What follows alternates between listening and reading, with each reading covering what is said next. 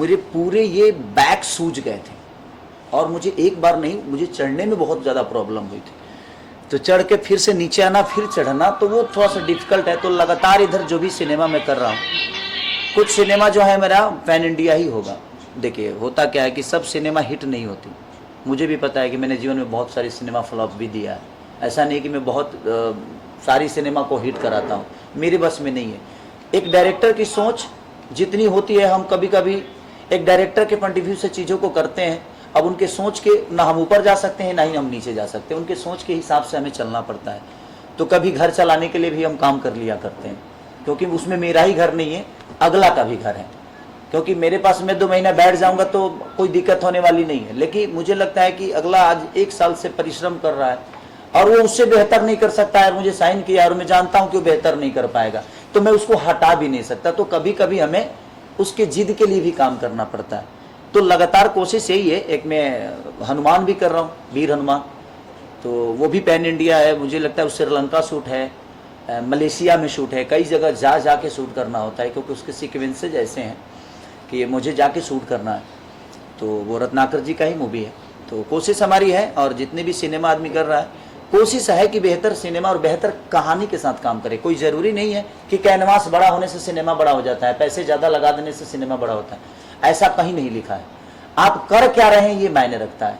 तो हमें बेहतर कहानी के साथ अगर चले तो मुझे लगता है कि वो दिन दूर नहीं है कि पैन इंडिया बहुत जल्दी, और संघर्ष शायद रिलीज होगी पैन इंडिया, और वो भी रंग दे बसंती भी होगी। जैसे ये हो रही है मल्टीप्लेक्स सर ने मल्टीप्लेक्स तक लगाने की कोशिश, तो ये इनकी क्षमता है। हम एक जो एक्टर बेहतर काम कर सकते हैं, लेकिन सिनेमा को कैसे चलाना है, कैसे बेचना है, किस प्लेटफॉर्म पे लेके जाना है, ये डायरेक्टर और प्रोड्यूसर ही तय करते हैं। हमारे बस में वो चीज़ें नहीं होती है, क्योंकि हम इसमें माल लेकर काम किए हैं। पार्टनर एज ए पार्टनर तो किए नहीं, पार्टनर होते तो शायद हम भी अपना इनपुट देते इसमें, लेकिन हमारा इनपुट उतने दिन तक होता है जितने दिन तक सिनेमा डब होती है। उसके बाद हमारा यही हो जाता है कि हम अपने सिनेमा के बारे में क्या बेहतर बोल सकते हैं, क्या बेहतर दुनिया को बता सकते हैं। उसके बाद इनका काम रह जाता है, और प्रोड्यूसर का काम, डिस्ट्रीब्यूटर का काम होता है, और जनता का काम होता है कि जनता अपने भाषा को किस लेवल पे लेके जाना चाहती है। भोजपुरी फिल्मों के साथ एक और जो ड्रॉबैक है सबसे ज्यादा कि फिल्में जो है सिनेमा थिएटर तक नहीं पहुंच पा रही। थिएटर होगा तब ना पहुंचेगी, थिएटर ही कम है। और इसमें हम दोषी नहीं है सर, हम ना ये दोषी है, ना हम दोषी है, ना कोई आर्टिस्ट दोषी है, और ना ही डिस्ट्रीब्यूटर दोषी है। दोषी कहीं ना कहीं मुझे लगता है कि बीच में जो हम लोगों ने गलतियां की हैं, मैं अपनी गलती भी बोल रहा हूँ, ऐसा नहीं कि मैंने बहुत बेहतर की है, मैंने भी कुछ गलतियां की हैं जिनकी वजह से फिल्में नहीं चली। और कोरोना ने हमें बहुत मारा, कोरोना ने हमें, क्योंकि देखिए रीजनल सिनेमा में होता क्या है ना कि छोटे छोटे सिंगल स्क्रीन होते हैं। तो कोरोना ने आधा लोगों को मार दिया, नोटबंदी ने आधा लोगों को मार दिया, तो आधी से चीज़ें हमारी ख़त्म हो गई। और मल्टीप्लेक्स को बंद करने में टाइम लगता है, क्योंकि उसमें बहुत सारी चीज़ें होती है जो आप उसको इतना जल्दी डिसीजन नहीं ले सकते। लेकिन सिंगल स्क्रीन वालों के लिए तो वो छोटी सी बात है, वो 1 मिनट के अंदर यार कुछ नहीं चल रहा है, यहाँ कुछ अलग खोल दो, क्योंकि उनका ज़्यादा इन्वेस्ट तो उसमें होता नहीं। तो वो तुरंत अपने हॉल को बंद किए और पता चला जो कोई अब मार्केट खोल दिए।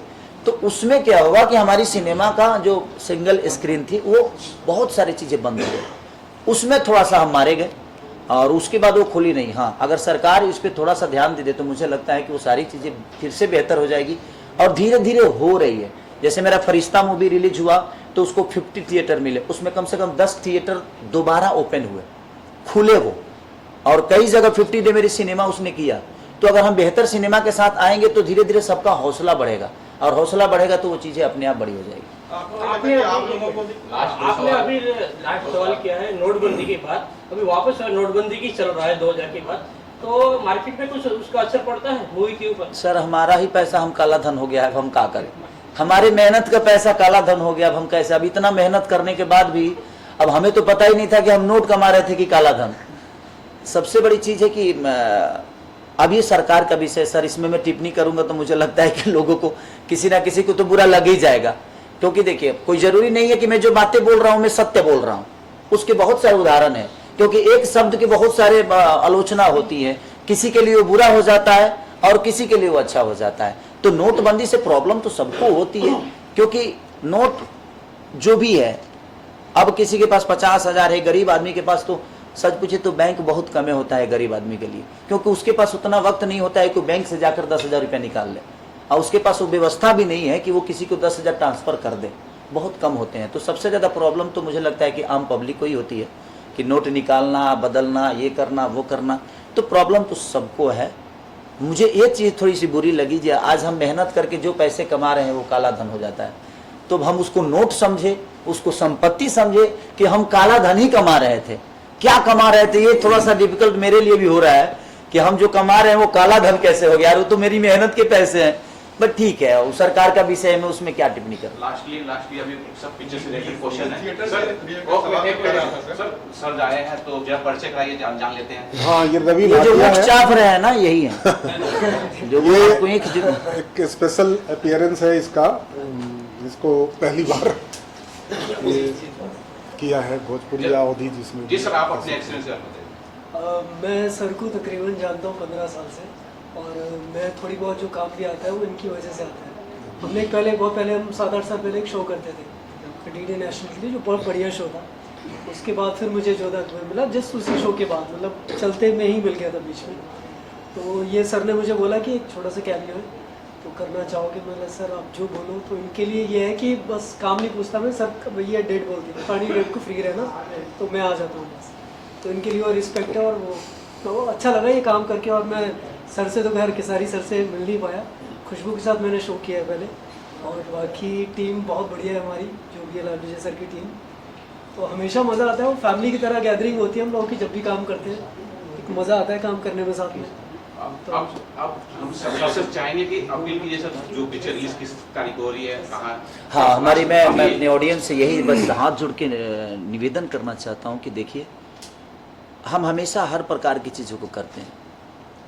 ये कोई ज़रूरी नहीं है कि ये चीज़ें आपको पसंद भी आएगी, लेकिन अगर एक बार पसंद आ गई ना सर, तो मुझे लगता है कि भोजपुरी से और बाकी चीज़ों से हट के ये सिनेमा है। तो हम कोशिश कर रहे हैं कि हर किरदार, आपको ये भी देखना है कि एक अंधा और एक गूंगी, ये कैसे मोहब्बत होती है। तो आप अगर उसको अनुभव करेंगे तो आपके लिए सबसे बेस्ट सिनेमा बन जाएगी। तो अनुभव करिए कि वो लोग कैसे जीते होंगे, उनका ज़िंदगी कैसा होता होगा।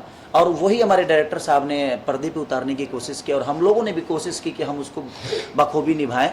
और सर को जब अच्छा लगा तो मुझे लगा जब हमने बेहतर काम किया। लेकिन इनसे ज़्यादा आप सबका राय और आप सबकी मोहब्बत मिलना हम सबके लिए ज़रूरी है, चाहे एज ए एक्टर या एज ए डायरेक्टर या एज ए प्रोड्यूसर, जो भी हैं इस सिनेमा से जो जुड़े हैं।